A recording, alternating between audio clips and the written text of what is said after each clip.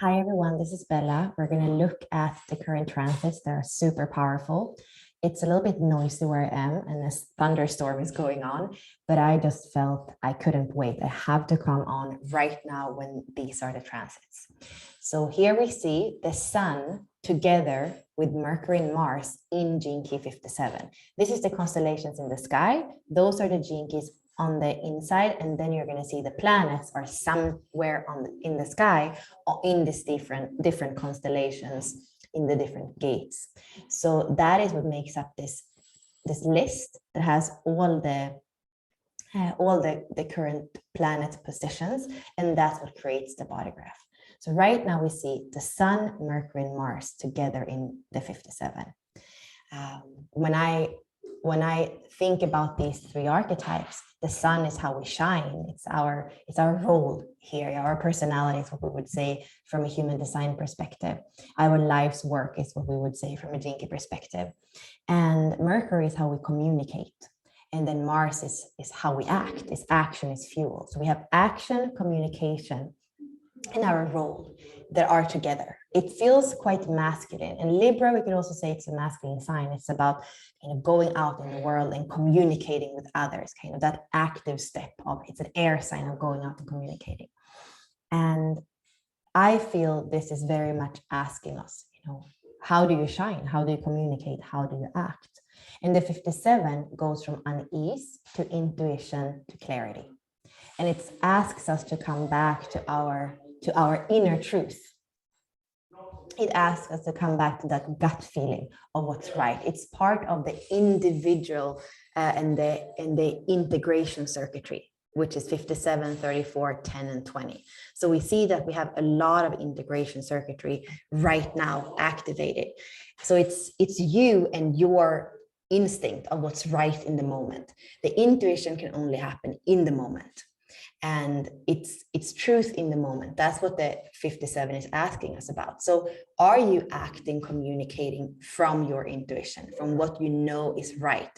That doesn't depend on anybody else, but that gut feeling, that intuition, wherever you feel it in you, but it's deeply connected with the body, because the body never lies. It always knows.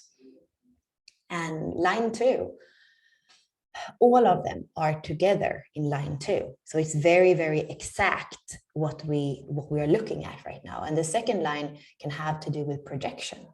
And I just spoke with my mom, and she was saying the way that in Sweden, the current discussion, you could say, the current way of how you should deal with the pandemic, for example, it's very much homogenized, because people kind of project on each other what you should do and how you should behave. The second line is to mirror yourself in the other, and it's to see yourself better through that mirror. So it's knowing yourself and the parts of you that you might have been unconscious of. So that's something that you might have felt for the last day. We're going into the third line. Well, the second line, the way that the simplified comment that we have in the 64 keys is cleansing, clarity and determination for values and ideals. And then the third line that we're going into in less than an hour is acuteness, the acuteness of perfected intelligence.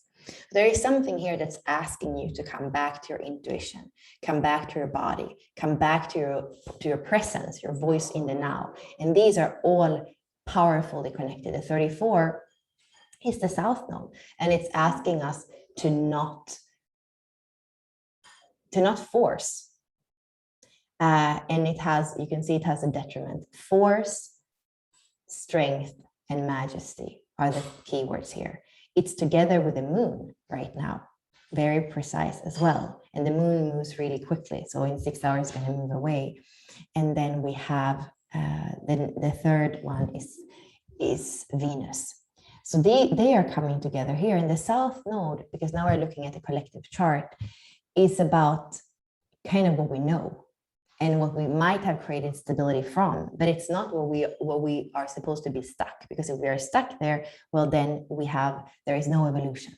So with the south node, it's always, there's something that we know that is familiar, but the north node is where we are that where the trajectory is going. So for the collective right now, that's where we're going.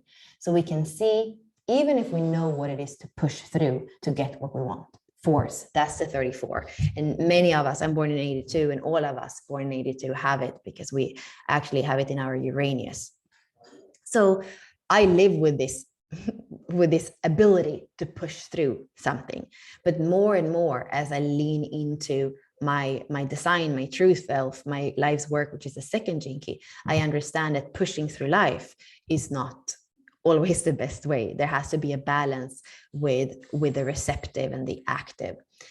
So here I would say, in the South Node is asking us, okay, we know that you know what it is to kind of forcing things to be the way you want.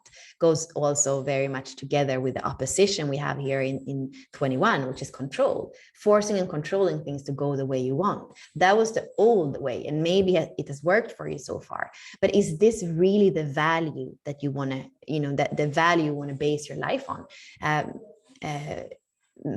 Venus is about values. And then the moon is speaking about our needs. And here I would say the shadow frequency is never what we really need. Force is never what we really need.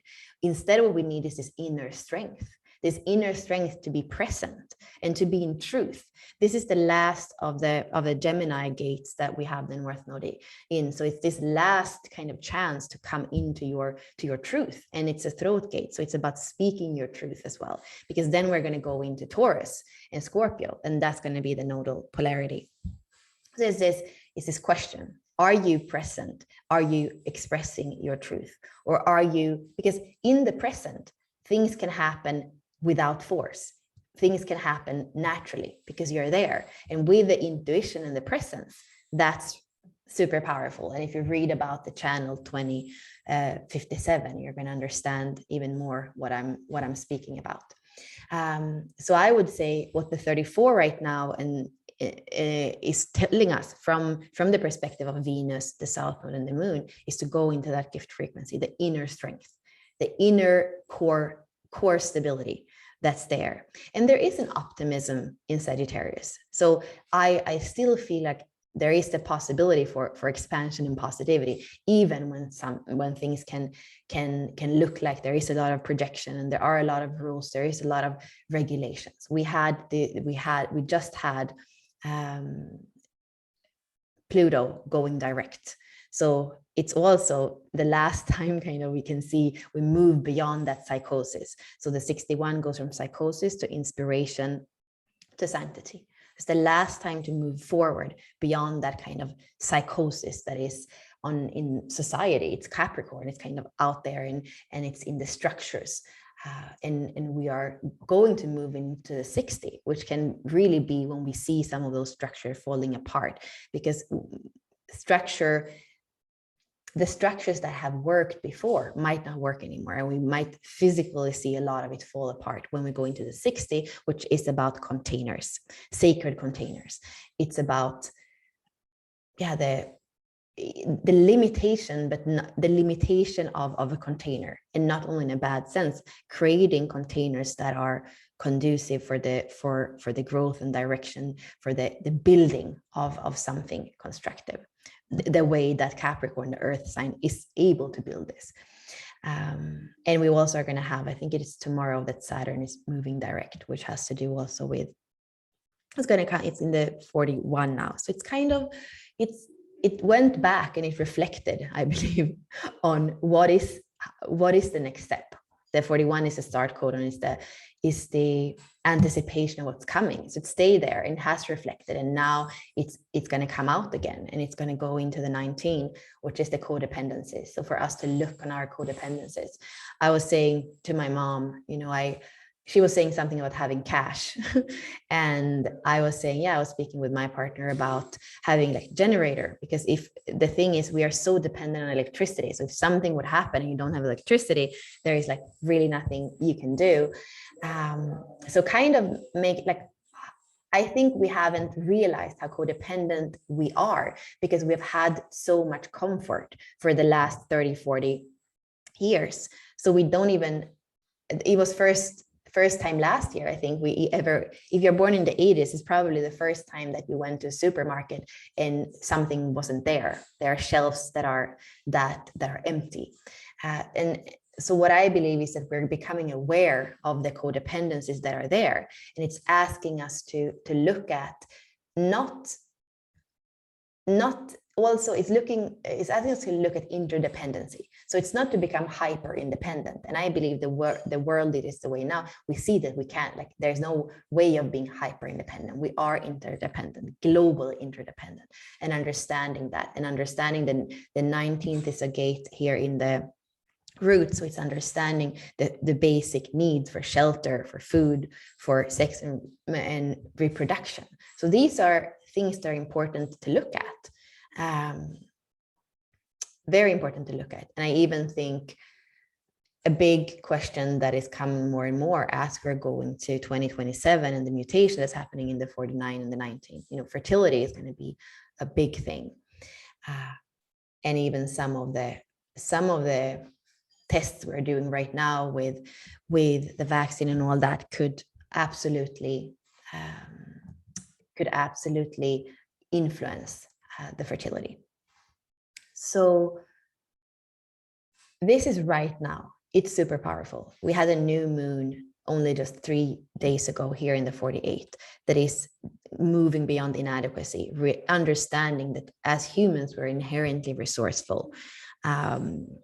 Already the monkeys are resourceful, and we have like surpassed even that. So moving out of inadequacy and look at where are you trying to control life from the trauma of the past. Like, what is it in the past that makes you feel not safe and that make you think that you can control things? But when you realize that you're resourceful, you don't have to control whatever comes. You can face it. You can face it with some of this optimism that we have in the 37. And more than anything, you can use your intuition in the now, your presence in the now, and then you're going to know what the next step is. So it's moving beyond the need to control and into our authority. Then authority that comes from the self, which is an Aries, the Aries is the first sign, and it's about the self, and it's fire. So there is this inner spark that is about us walking in authority, walking in valor, walking in courage through the world, which is super powerful. And I was mentioning the 19 just a minute ago, and you're going to see that when we have Jupiter in 49, and then we're going to have Saturn moving into 19. So here we are going to have this energy of the 19 and the 49 that is very sensitive, can be very reactive and very codependent in the low frequency. But here it is about moving beyond that. Like I said, looking at the interdependence, looking at the revolution that is needed for true expansion.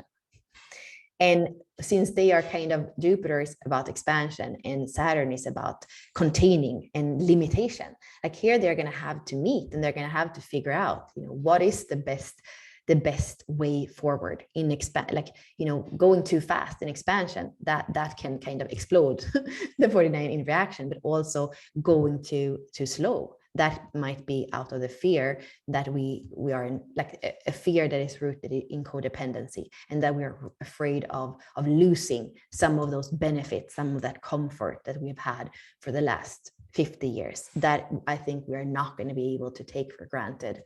We have Uranius here it's retrograde, so it's still in the second gene key. There can be a lot of things that has to do with the second gene key, which is in Taurus, and has to do with our stability, has to do with how we can orient in every moment that can be shaken. And then it's going to go into the 23. And here I feel like the 23 is a throat gate. So there is something about expression. And as Uranius and the nodes kind of move together, that's also going to be interesting to see that energy. Like, even when things are kind of unexpected, even when things happen, how can we ground into the form, into the earth of Taurus, that feminine receptive earth? And how can we find our truth for orientation and guidance in there? Taurus also has to do with self-worth. So important that any decisions you make come from like inner authority, comes with you respecting who you are, your self-worth, and not out of outer pressure. That feels very important. Again, Libra is about balance, and that's where we are right now. So how do you balance so that you are aware of what's around you, so that you can create harmony in your relationships, and at the same time trust that individual intuition in every moment, and also not imposing your intuition on somebody else.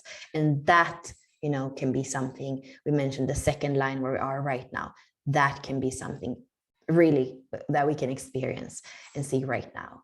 And part of the challenge here is the agitation and the unease that we might feel, especially when we feel this like me and them, I and you, and different opinions and different truths, and how can they go together? Well, from human design, we know that the only authority is the inner authority. The only thing that's really activated now is the integration circuitry, is you kind of not even available for outside influence. And at the same time, as humans, we want to be able to be in relationship, to be in connection. We have Libra, so that's the other. So how can you be in partnership with the other and still accept yourself? How can you be in partnership without controlling or forcing, but leaning into your inner strength and your inner knowing and grounding in the body? So it kind of, well, everything speaks in the same direction.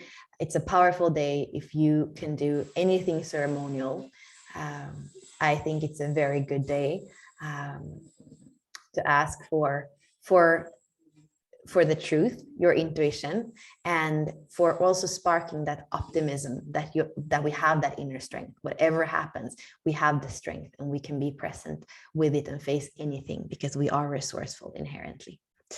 Thank you so much. Bye for now.